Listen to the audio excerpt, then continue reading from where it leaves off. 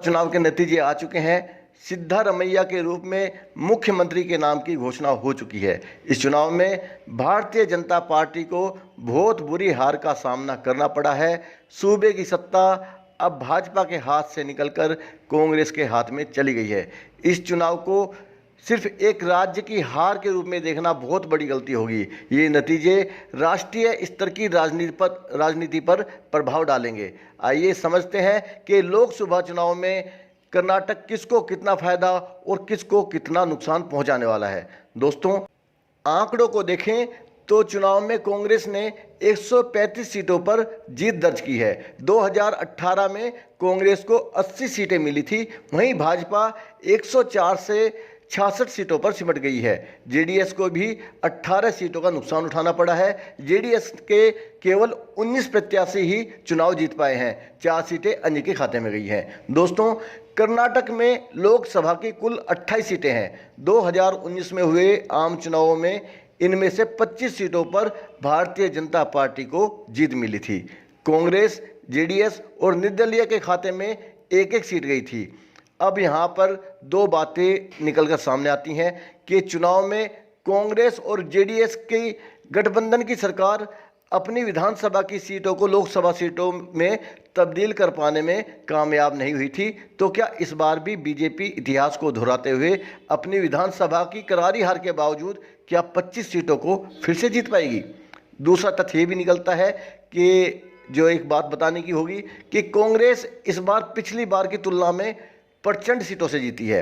इसके सिवा पिछली बार मोदी जी के साथ एक सहानुभूति थी कि सिर्फ 5 साल के कार्यकाल के ऊपर मोदी जी का मूल्यांकन नहीं किया जाना चाहिए।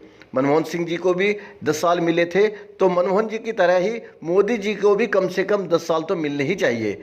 ये वाली सहानुभूति जनता की इस बार शायद मोदी जी के साथ में ना रहे।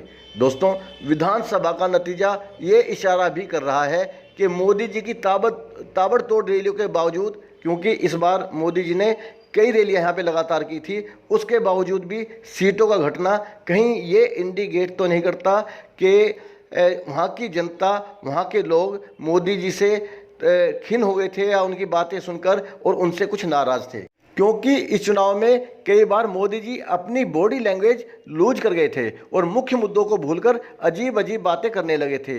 यहाँ पर यह बताना भी जरूरी होगा कि हिमाचल की जीत के बाद कर्नाटक की जीत जनता में ये सोच पैदा कर सकती है कि देश कांग्रेस मुक्त होने की बजाय फिर से कांग्रेस की वापसी करने के लिए धीरे धीरे तैयार हो रहा है। इस बार राहुल गांधी पहले से अधिक मैच्योर नजर आए हैं, अपनी बात को कायदे से रखा है उन्होंने, और उनकी भारत जोड़ो यात्रा भी फायदे का सौदा नजर आ रही है।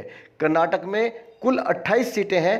आंकड़ों को देखते हैं तो लोकसभा की 20 सीटों पर कांग्रेस का दबदबा इस बार देखने को मिला है। मतलब इन 20 लोकसभा सीटों के तहत आने वाली विधानसभा सीटों पर कांग्रेस ने भाजपा और जेडीएस के उम्मीदवारों को बुरी तरह से पटकनी दे दी है। 3 सीटों पर बराबर की लड़ाई है और 4 सीटों पर भाजपा और 1 सीट पर जेडीएस मजबूत दिख रही है। अगर विधानसभा के इन्हीं नतीजों को लोकसभा में बदल दिया जाए तो आज के समय भाजपा को 25 में से लोकसभा की 21 सीटें गंवानी पड़ सकती हैं। यहाँ ये बात याद दिलानी भी जरूरी है कि कर्नाटक के हार के बाद भाजपा के लिए दक्षिण भारत में एक तरह से दरवाजे बंद हो चुके हैं, क्योंकि दक्षिण भारत के किसी बड़े सूबे में अब भारतीय जनता पार्टी की सरकार बची नहीं है। कांग्रेस कर्नाटक विधानसभा चुनाव 2023 का जो है उसकी जीत का श्रेय अपने वरिष्ठ नेता राहुल गांधी को देगी, क्योंकि भारत जोड़ो यात्रा के दौरान उन्होंने सबसे ज़्यादा समय इसी राज्य में गुजारा था। इससे देश में राहुल गांधी की छवि मजबूत होगी। मल्लिकार्जुन खड़गे, उनकी भी पार्टी में स्थिति मजबूत होगी, क्योंकि वैसे भी वो कर्नाटक उनका गृह राज्य था, यहाँ पर उन्होंने मेहनत की और रिजल्ट उनके पक्ष में आया है। सोनिया गांधी का वर्चस्व भी इस चुनाव से पार्टी में बढ़ेगा, क्योंकि सोनिया गांधी 2019 के लोकसभा चुनाव के बाद पहली बार किसी चुनाव में प्रचार करने के लिए उतरी हैं। 2024 से पहले अभी राजस्थान, मध्य प्रदेश, तेलंगाना, आंध्र प्रदेश और छत्तीसगढ़ में विधानसभा चुनाव होने हैं। कर्नाटक का इन राज्यों की जीत पर भी फर्क पड़ सकता है। दोस्तों, एक बड़ा पॉइंट ये भी है कि इस जीत के बाद सपा, बसपा, राजद, जेडीयू और तृणमूल कांग्रेस और आम आदमी पार्टी जैसी कई पार्टियों पर भी इसका असर पड़ेगा, जो अब तक कांग्रेस को अपना मुखिया मानने से कतराती थी।